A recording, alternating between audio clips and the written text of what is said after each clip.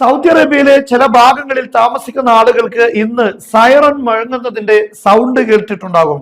അതല്ലെങ്കിൽ അതുപോലെ മറ്റുള്ള ആളുകൾക്കൊക്കെ ഒരു അടിയന്തര എമർജൻസി മെസ്സേജ് ലഭിച്ചിട്ടുണ്ടാകും. ഇത് ഒരു ടെസ്റ്റ് നടത്തിയതായിരുന്നു. എന്താണ് ഇങ്ങനൊരു ടെസ്റ്റിന്റെ പശ്ചാത്തലം ഇപ്പോൾ സൗദി അറേബ്യയിൽ ഉണ്ടായിരിക്കുന്നത് എന്നതാണ് നമ്മൾ ഇവിടെ വിശകലനം ചെയ്യുന്നത്. Saudi Arabia successfully conducted A nationwide emergency warning test, activating sirens and mobile alerts to assess the readiness of its national early warning platform. Saudi അറേബ്യയുടെ മുന്നറിയിപ്പ് നൽകാനുള്ള സംവിധാനങ്ങളുടെ ടെസ്റ്റ് നടത്തിയതായിരുന്നു. മൊബൈൽ സന്ദേശങ്ങളിലൂടെയും അതുപോലെ തന്നെ സൈറൺ മുഴങ്ങിക്കൊണ്ടുമൊക്കെയാണ് ഈ ഒരു ടെസ്റ്റ് നടത്തിയത്. ഇത് വിജയകരമായിരുന്നു എന്നാണ് സൗദി അറേബ്യ പറയുന്നത്. Saudi Arabia conducted a nationwide test of its emergency warning system on November 3, 2025, activating siren and mobile alerts across selected regions. ചില ഭാഗങ്ങളിൽ മാത്രമാണ് ഇങ്ങനെ ഉണ്ടായിട്ടുള്ളത്. The civil defense confirmed the drill was routine. അത് ഒരു സാധാരണ കാര്യം മാത്രമാണ്. നേരെ മറിച്ച് with no actual emergency or public action required. പ്രത്യേകമായ ഒന്നും ചെയ്യാൻ വേണ്ടിയല്ല. അതല്ല എങ്കിൽ എന്തെങ്കിലും ഒരു എമർജൻസി സാഹചര്യങ്ങളോ ഇവിടെ ഇല്ല. ഇതൊരു സാധാരണഗതിയിലുള്ള ഒരു ടെസ്റ്റ് മാത്രമാണ് എന്ന് ഡിഫൻസ് മിനിസ്ട്രി ഇതിനെക്കുറിച്ച് പ്രതികരിക്കുകയും ചെയ്തിട്ടുണ്ട്. മാത്രമല്ല, ഈ മൊബൈലിൽ വന്ന സന്ദേശത്തിൽ മെസ്സേജിൽ തന്നെ ആ കാര്യം രേഖപ്പെടുത്തിയിട്ടുണ്ട്. ഇതൊരു കേവലം ടെസ്റ്റ് മാത്രമാണ്, പ്രത്യേകമായി ഒന്നും റെക്കോർഡ് ചെയ്യുന്നില്ല എന്ന് അതിൽ തന്നെ ആവശ്യപ്പെടുകയും ചെയ്യുന്നുണ്ട്. എന്നാൽ എന്താണ് ഇപ്പോൾ ഇങ്ങനെയുള്ള ഒരു സാഹചര്യം? ഹൂത്തികൾക്കെതിരെ അമേരിക്ക ഒരു ആക്രമണം നടത്താനുള്ള സാധ്യത ഇവിടെ നിലനിൽക്കുകയാണ്. പല വ്യോമാക്രമണങ്ങളും ഹൂത്തികൾക്ക് നേരെ നടത്തിയിട്ടുണ്ടെങ്കിലും അതൊന്നും സക്സസ് ആയിട്ടില്ല, വിജയകരമായിട്ടില്ല.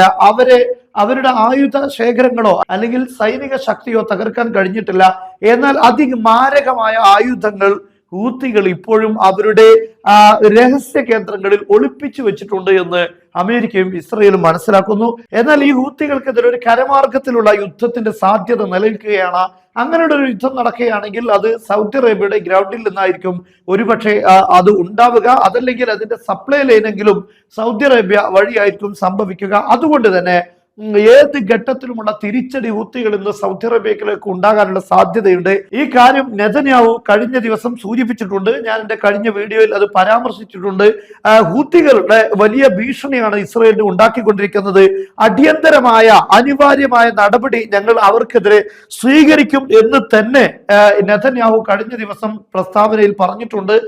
അങ്ങനെയുള്ള ഒരു നടപടി സ്വീകരിക്കുകയാണെങ്കിൽ അതൊരു കരമാർഗമുള്ള യുദ്ധമായിരിക്കും. ആ യുദ്ധത്തിന്റെ ലൈൻ സപ്ലൈ ലൈനെങ്കിലും മിനിമം സൗദി അറേബ്യയുമായി ബന്ധപ്പെട്ടായിരിക്കും ഉണ്ടാവുക.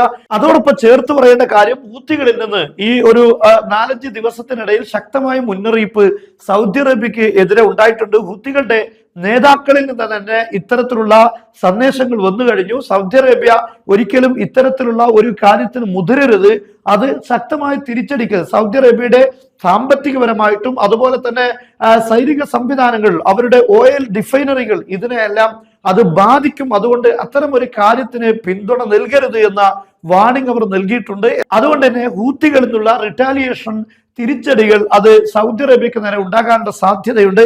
അങ്ങനെയുള്ള ഘട്ടങ്ങളിൽ ആവശ്യമായ വാർണിംഗ് മെസ്സേജുകൾ മൊബൈലിലേക്ക് അയക്കുക, അതുപോലെ തന്നെ സൈറൺ മുഴങ്ങുക, ഇത്തരം കാര്യങ്ങളൊക്കെ ടെസ്റ്റ് ചെയ്യുക എന്നത് വളരെ പ്രധാനപ്പെട്ട കാര്യമാണ്. നമുക്കറിയാം, ഇന്ത്യയും പാകിസ്ഥാനും യുദ്ധം ആരംഭിക്കുന്ന ഘട്ടത്തിൽ ഇതുപോലെ ഒരു സൈറൺ മുഴങ്ങുന്ന ടെസ്റ്റ് നടത്തിയിരുന്നു. ഇത് ഒരു യുദ്ധത്തിന്റെ മുന്നോടിയായി പൂർണ്ണമായും പ്രവർത്തിക്കുന്നുണ്ടോ എന്ന് മനസ്സിലാക്കാനുള്ള ഒരു ടെസ്റ്റ് മാത്രമാണ്.